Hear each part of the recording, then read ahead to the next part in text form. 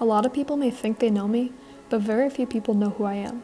People know my favorite animal is a sloth, I love the Blues and the Capitals, and my favorite food is mac and cheese. But not many people have a clue about the things I struggle with. No one can physically see what goes on in my head, and the people I see every day would never assume anything about it. There's a constant silent battle with myself. It's hard to talk about life and the way things affect me when I know they shouldn't bother me at all. Some days I feel weak. Some days I just want to give up. Some days I'd rather make it someone else's problem, but in the end, I choose to continue on. My name's Naomi, and this is what holding on means to me.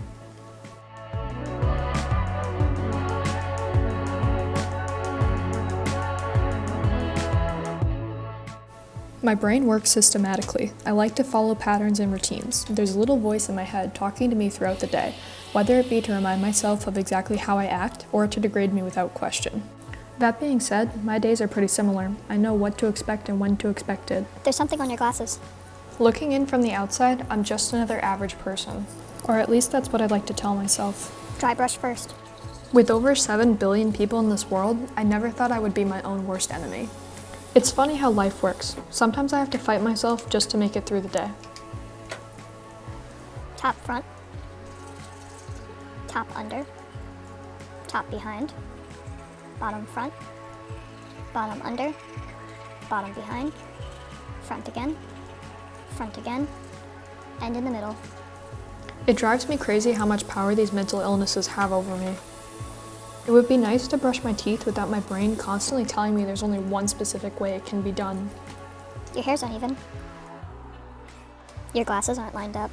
Or having the inability to accept imperfections while having the awareness that no one is perfect. I'm just a contradiction. The worst part about understanding how I'm different is not being able to do anything about it. Right leg.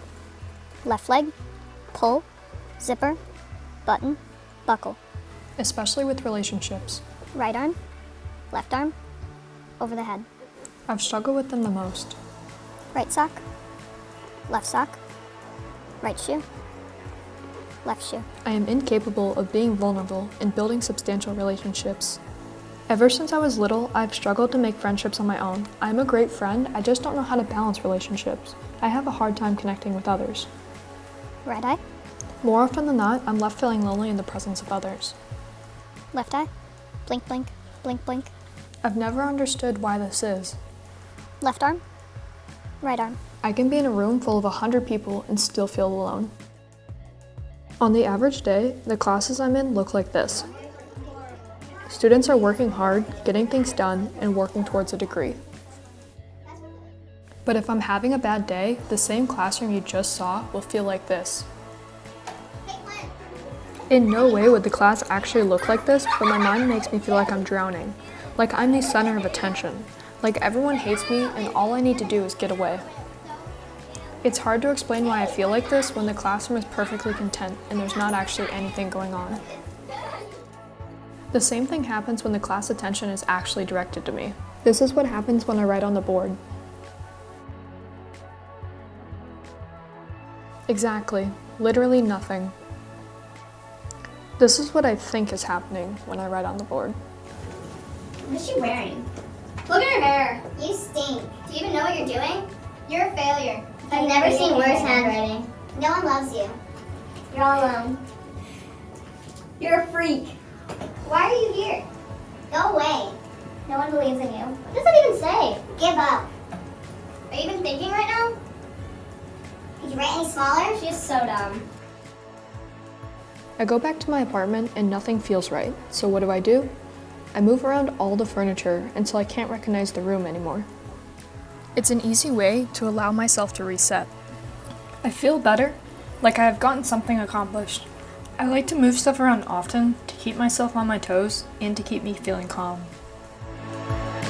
For the next part of my day, I head to my safe space, a fresh sheet of ice, and some time to practice. This is where I'm able to feel most like myself. I'm important here. No matter how many times I want to argue against it, my presence matters.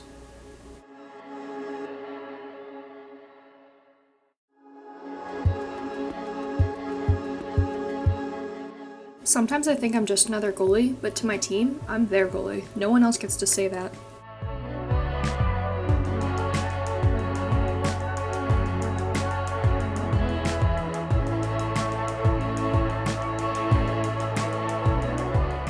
It doesn't matter what gets into my head, being an athlete allows me to be free.